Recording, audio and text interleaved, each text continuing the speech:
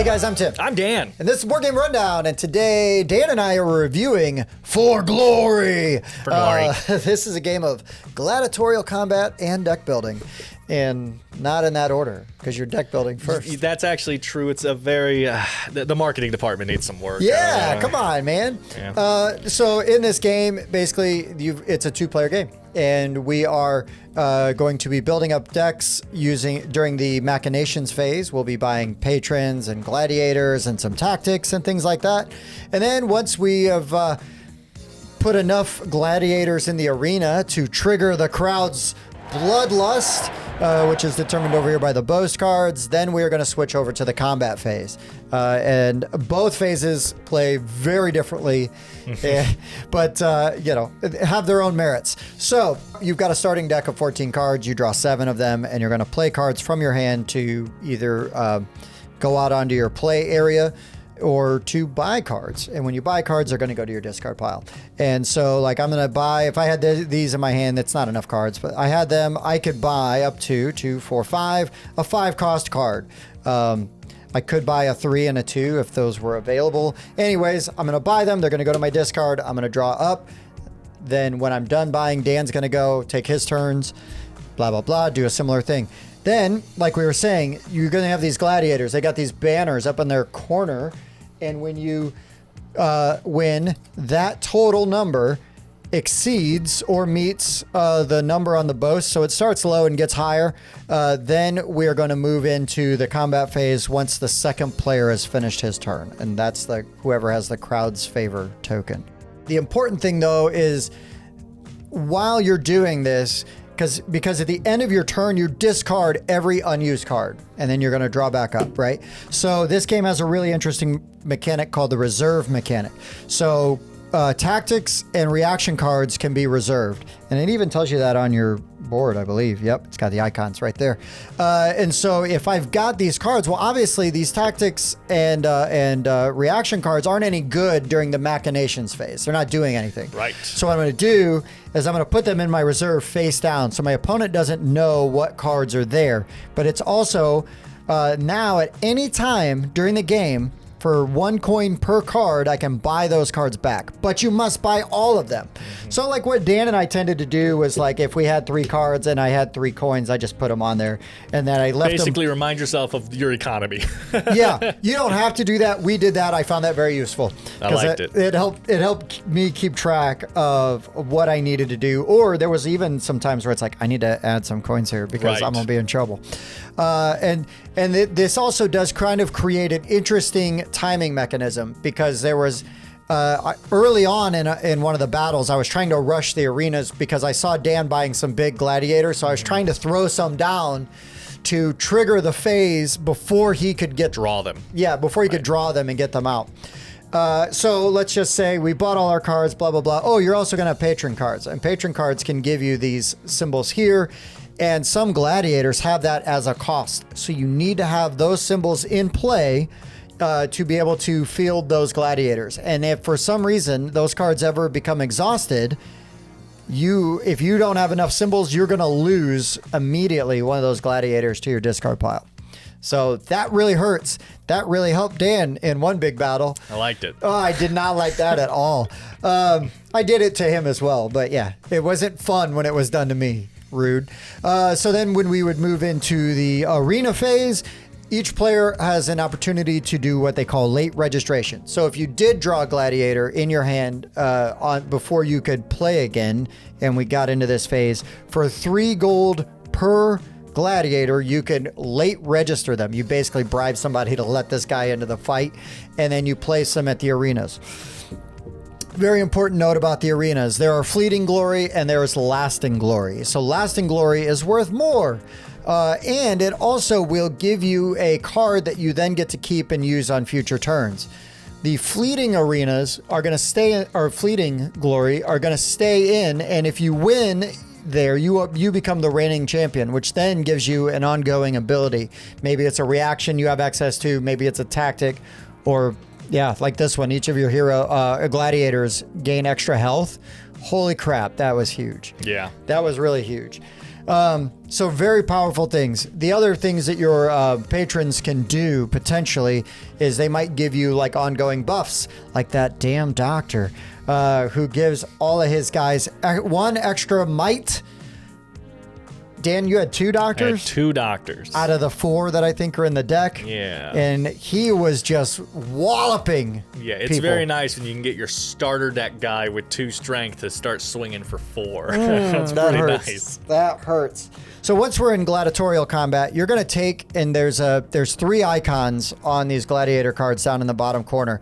There's their combat value, there's their health value, and then there's their initiative value with the sandal. So you're going to add up all the initiative. Player with the most initiative goes first. If there's a tie, the player with the crowd favor will then go first. And then they're going to choose. You get 2 things you do on your turn. You can attack with a gladiator, and you can play a tactic card, and you can or activate a tactic ability on a card. And you can do those in either order. You can do a tactic first, then attack, or you can attack and then do a tactic. And then when you attack, you're going to choose what gladiator you're attacking, and obviously they have to be in the same arena that is. You're going to start in the fleeting glory and then work your way over. These 2 arenas will never be activated in the same round. So if somebody plays guys here, nobody can play guys here, but you can always play guys here. The second a gladiator is played on one of the fleeting ones, it becomes active, and it's like the other one doesn't exist. The other one doesn't exist, with the exception of maybe having a tactic or an ability sure. if you're a reigning champion there. So anyways, so that gladiator is going to choose which other gladiator they're going to fight. They're going to then assign the damage by basically just placing it above that character. And then that way you've got time. If you have a reaction you want to do, you might be able to like reassign that damage, right. Prevent that damage. But once that damage is resolved and goes on that character, it stays there. Right. And to my knowledge, there is no way to remove it. I saw one card that says like unexhausted gladiator and heal 1 health off Okay, of him. well, there you that's go. the only thing I've seen though. So it's not like there's a ton of cards Right. in there that do it. And then basically you're going to go back and forth until you either have no active gladiators and you choose not to do any tactics, or both players pass in consecutive turns. Because I could pass, Dan could do something, I could then do something, and then Dan could pass, I could do something, then Dan could come back and do something. But if I passed and he passes, round's over, then everybody refreshes, and then we retally the initiative because some of these gladiators may have died, and you go from there. Another important thing is when you lose a gladiator in battle, you gain a gold coin for the insurance that you put out on them, which is hilarious. And yeah, that's pretty much it. And again, at any time, it's very important to remember you can spend your money to pick up the cards you put in reserve and add those to your hand. So it's going to give you a bunch of reactions and tactics and things like that you can do. The only 2 things I wanted to add from a rules standpoint is whoever wins the arena, like Tim said, gets all this stuff, but then also you take the boost card and it goes to your deck. Sorry, boast card and it goes to your deck. And that's basically just clutter. It's just cluttering up your deck. You can cull it though. There's nothing in the rules stopping you from culling that card if you get the chance. And the other thing is, just for clarification, anything in the game that you need to spend coins on can be spent with a combination of cards from your hand or the actual coins. Yes. So really you add up all the coins in your hand and these coins, and that's what you have to spend. So it's not just your hand. I just was like doing that. it with the coins because it was so easy and I had them. But yeah, anything that you need to spend coins on, you can split in any way between those 2 sources. They're both sources of coin. Mm-hmm. It's just that this one stays in front of you and these refresh every turn. Yeah. But yeah, that's all I wanted to add. Yeah, fair point. And that also like makes these very useful because they do stay in front of you, and those other coins are fleeting. Because you can buy cards that'll give you more, but I mean, I've got 4, but I can only use that 4 towards one thing. Right. So that's They tough. can't be split purchased or whatever. Correct. Yeah. Now coins though, that's a different story. You can diversify with the coins. That's a pretty rough how to play of this game, but you go until 6. Oh, 6 glory. Yeah, you go until 6 glory, by the way. Which goes fast. It goes pretty fast. Yeah, it feels like it's going slow at first, then all of a sudden you're 1 turn away. You're like, oh. Yeah, and we literally, it was like, I think we went 3 gladiatorial rounds. It might have been 4, but I think it was 3. It was pretty, yeah. It was brisk. It went like Dan said. It starts slow. You're building those decks, but man, because when those gladiators die, they're not gone, right? They just go your discard pile. Those guys are gonna pop back up. Gladiators are immortal in future. In future rounds, and you're like, not this guy again. I hate this guy. It's terrible. But Dan, tell me about your thoughts on For Glory. Okay, yeah, I have mostly positive things to say about this game, with one kind of overreaching negative that kind of affected my whole experience, but it's abstract and I'll get to it. So I do really like the feeling of the combat. When you're in combat and you're playing back and forth and it's okay, I activate this card. Do you have a reaction? Okay, I have a reaction to your reaction. We're settled, that happens, I have a tactics. Do you have a reaction? Like the tactic attack back and forth that's going on, I think feels really good.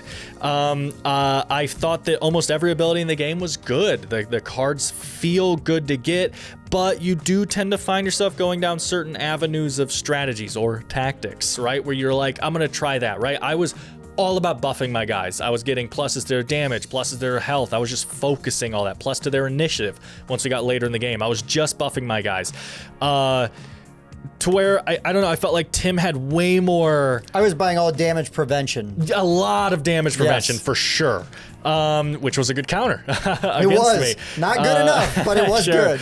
But yeah, but there was like, I guess what I was saying is your like breadth of your tactics cards just felt way more. You were countering things, negating things, moving things from one spot to another, to where all mine was like extra damage, extra damage, extra damage. Yeah. Right. And so it was interesting to see all that happen. These guys. So shout out to the doctor, which we do have sitting right here. He won you the dang game. Incredible. I mean, I had +2 to every attack I did. But then not just that, I want to give a couple shout outs to cards that I purposely have out here. This guy, Murmillo, I don't know how to say his name. We both used this guy quite a bit. This was a very fun card to use. You were an early adopter, though. Yeah, and I you was were like, hey, I like him. Yeah, there's one out there. I'm going to buy him. Because not only does he have 6 health, which is crazy, but then he can negate damage for people around him. He's kind once of he's exhausted. Yeah, once he's so you want him to like attack early, and then he sits there and he helps everyone else, kind of like a utility tank kind of guy, and he was very fun. But the standout gladiator for me was this Sam Knight. I don't know how to pronounce any of these words.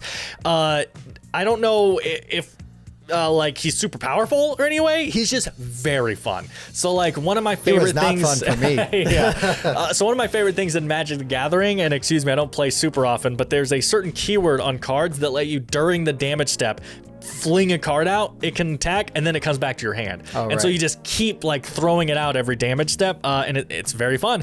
And this guy kind of has that effect. So first of all, gladiators can't be reserved. This guy can, so I can sneak this guy down here in my reserve if I want to, and Tim is none the wiser, right? And then I can add him to my hand later when I buy back my reserve, and then he can be played as a tactic, so I can drop him and attack with him. Right in one turn, he just comes out of nowhere, just boom. He was so fun. Every time I had the chance to play him, I did. Like, and again though, I don't know if I would say that he was like broken in any way. Like Tim did kill him a couple times. He only does. He's 3 and 3 and 1. I don't think that's bad. And he costs 2 of the inspiration. Yeah, he takes I can't 3 remember, of the patron symbols. Yeah, what that's called. But so I don't feel like he was overpowered, but he was very fun, and I think that this is like good design level for what I want the game to be. You know, fun, tactical, fair is like what he felt like to me. So yeah, my negative that I have going into this, it is a tactical gladiator game, which means that it's an arena fighting game that is very slow paced. And I don't know if that's what people are gonna want from a gladiator game. It's not what I was expecting. I don't think it's a negative for a lot of you out there, and you'll get that from what we're talking about the game. But just for me, it felt like a 20-minute game that took an hour plus to play, because a lot of the game is very slow. It's a lot of math. You know, it's math in the Coliseum where you're just going, okay, hold on. You did 6 I can negate 2, and then I can buff myself by 1. Okay, I'm going to do that, arrange the stuff. Then Tim goes, okay, I'm going to react to that. I'm going to add 2 to it. Do you have a reaction? Okay, yeah, I'll negate that by 1. There's so much math and manipulation of these tokens going on. It really bogs down the action-packed gameplay of the gladiatorial arena. Again, though, I'm saying the card play is really good. I almost wish the game got rid of all this early deck building. You just had like an asymmetric deck and then you did this, because the actual playing the cards and countering each other and saying, okay, I want to fight for this arena. Like in the last game, the way that I won was dropping everything I had on this first arena, because I had 5 glory. So if I could just win that 1 glory, then I won the game without even moving on. You win instantly. So me just dropping all my stuff here and seeing Tim drop his guys there and just be like, you know, this big standoff with all these guys at the end for that glory. It was fun, and I think well designed and well balanced overall. I just feel like there's a pacing issue. You know, sometimes you see a really good movie and you're like, dang, that was really good, but like you could have chopped 15 minutes out of that movie and fixed some of the pacing, and I felt that here. I felt like this game overstayed its welcome by a pretty large amount overall. And so I don't know, I liked it, and I'm glad it's only 2 players, something I don't usually say, because I think this would really drag out with any more than 2 players. Terrible. So yeah, I don't know, I wish there was a way to speed it up slightly, some kind of expansion that kind of really got you in there straight off the bat, maybe a slightly stronger starter deck or something. I don't know, I just feel like the pacing's a little slow for how engaging the theme and the actual combat itself is, while clunky. So yeah, I don't know. I mean, I see what you're saying with the fiddliness, and then the combat kind of starting and stopping and starting and stopping, right? Because it's like attack, attack, attack, and then hold on. You're playing 300 the movie, right? You got these Spartans running each other like, and then speed ramping. Yeah, and they're that's what it feels like. But I guess because it was a 2-player game only, and this is a good thing, it never felt like a drag to me, because I'm so invested in, do I play this tactics card now? Like, do I play this reaction card now? Do I save this guy? I don't know. And yes, you're right. We're doing the math. You're doing the math. Do I do this? Do I do that? And the back and forth, all that back and forth felt really good. I like the deck building in the machinations phase, because some of that is also like the timing of like, if I get one more turn, okay, I can do these things if I get one more turn. The thing that I'll say, just sorry to interrupt for a second, but I didn't mention it. It goes into what you're saying. Is I'm glad the first part of the round of this phase, the machination phase is here, because it gives us the reserve. And I think the reserve might be the best part of the game. Oh, the reserve's so cool. It's so fun. I want it in more games. Cool. I want it in more deck builders. This whole looking at your hand, setting these cards aside because they're useless right now. Yeah, these are combat cards. I'm not in combat, so I set them aside, and I can get those whenever I want. You wait till combat round goes, and you're spending 7 coins. I'm picking up 7 cards, and now you got freaking 15 cards in your hand, you know? Yeah. Now, you may only be able to use 7 of them in combat. Exactly. You usually set all the useless ones aside. Then I tried to not do that just so you wouldn't know until the last round. Until the last round, then it's like it doesn't matter. But just going in what you're saying, I'm glad this isn't here just because the reserve is so fun manipulating that. So anyway. And I don't know what you do to streamline the combat. I feel like the combat all makes sense. It's intuitive. The timing of everything is really solid. I feel like it's really well thought out and really well balanced.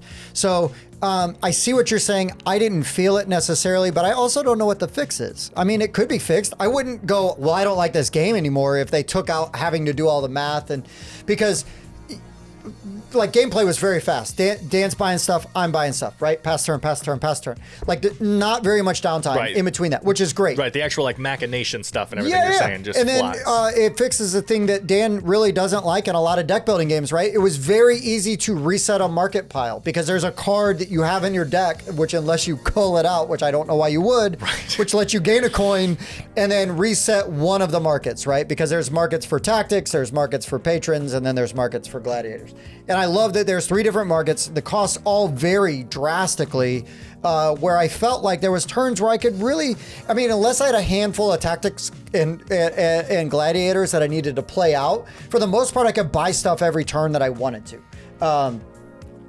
because, you know, and again though, right? Because I could place those tactics and reaction cards down, it's thinning my deck each round, because then I'm going through my deck. I mean, every buy phase, I was going through my deck 2 or 3 times. Right.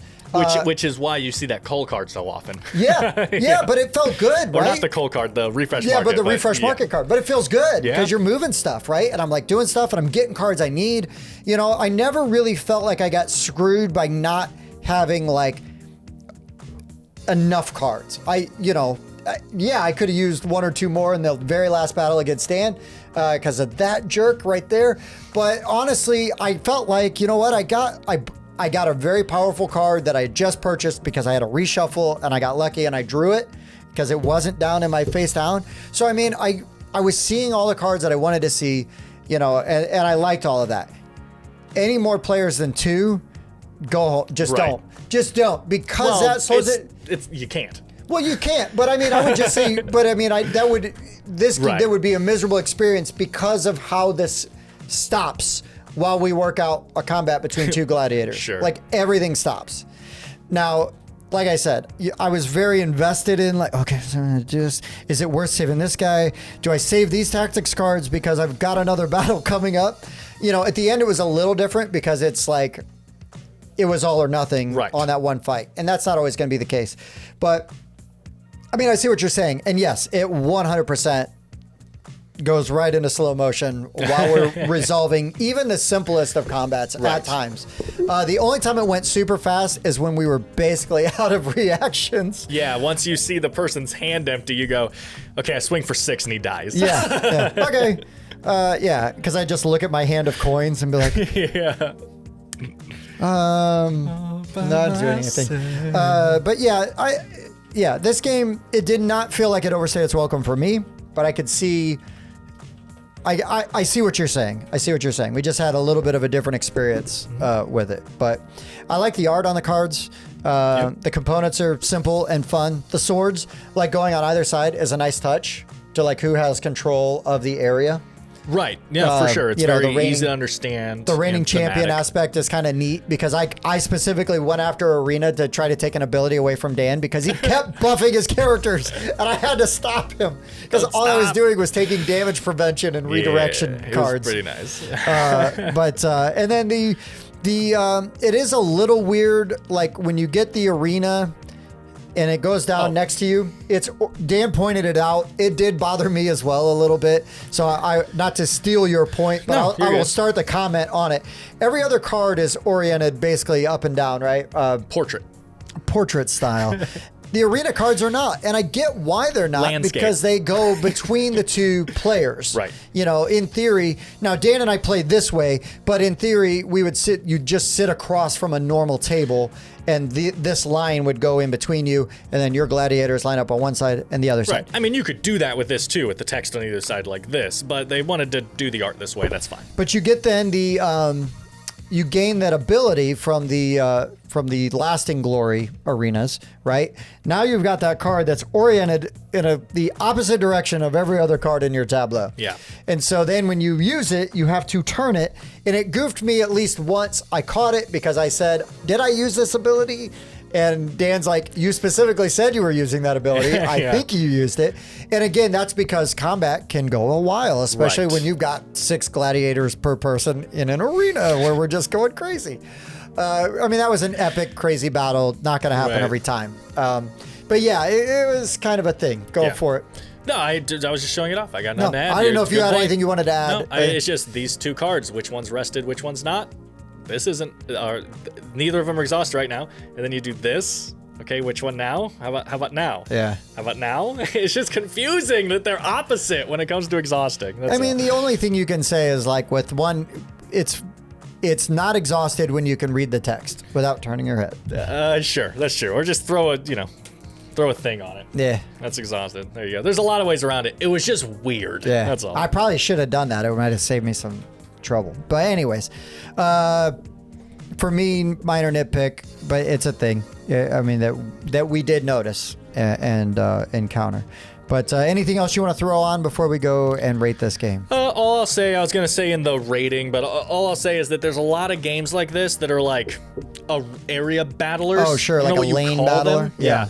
There's a lot of games like this. They're usually not as deep as this. Yeah, this is so crunchier. I like that. Again, I know that my complaints are that it's like crunchy and overstates its welcome, but that's because this isn't a game type I usually play. I could play this and get used to it, and it's fun. There's a lot of good stuff here.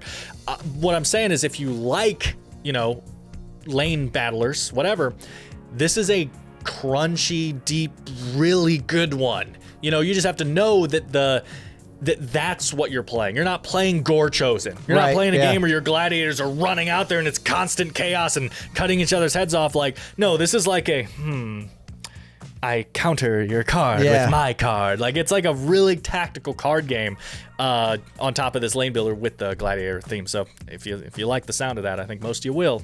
It does it. Yeah. All right, well, we're going to rate this, but first, Dan, how do we rate games at the Board Game Rundown? We at the Board Game Rundown rate games from 0 to 10, and we do use 0.5s. Then at the end, we're going to average the scores together so that there's one rating for stuff like Discord and Board Game Geek and stuff, but we still have our own personal scores to tell you.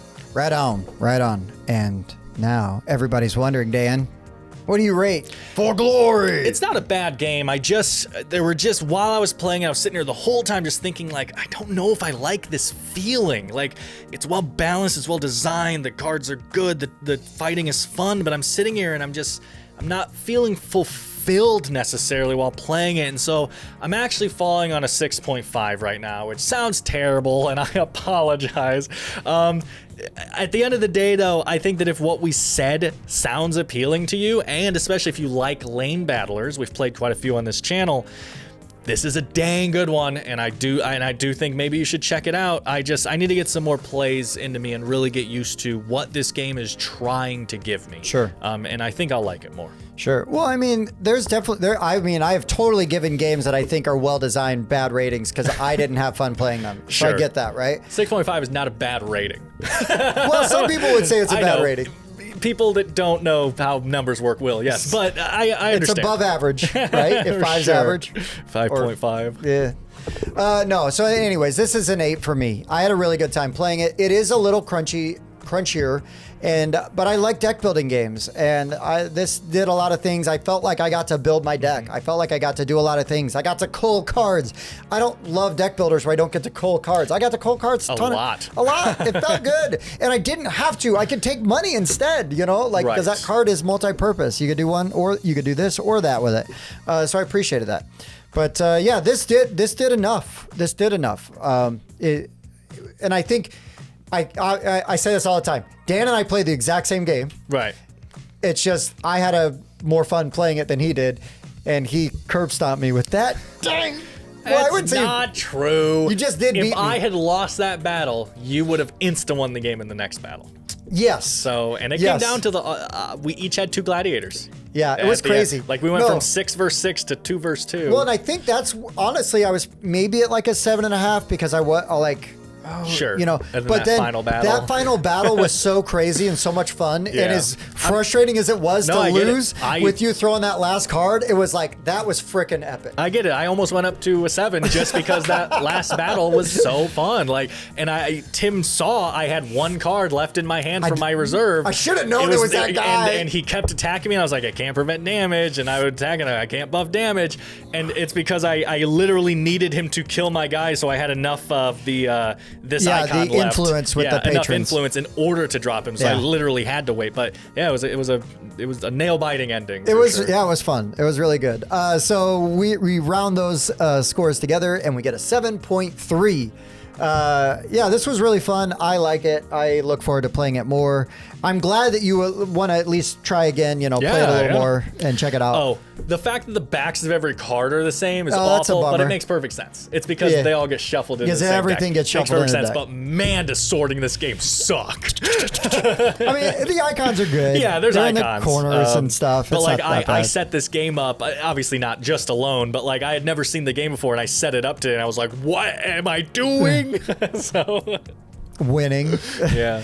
But anyways, I had a good time with this. I look forward to playing it more. I'm nervous to play this against Bob Just because min-max TCG player. Oh man, seriously. Or like Spencer, again, min-max, math out everything. I mean, you and I were doing it, but it never felt long though. So I don't know, it might work out pretty well. Also, hey, real quick shout out to the player boards are really good. Yep, they're nice. Lots of rules on there. Yeah, they have all this, not just where everything goes, which is nice, but it's like specifically so coins go here and it says start with 5. Yeah. On the player board. Awesome. Perfect. Yeah.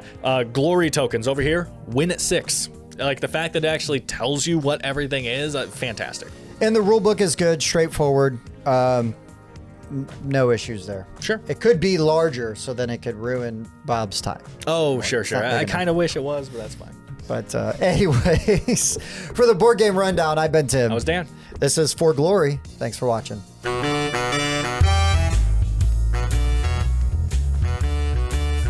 And you can say the title's only 3 words.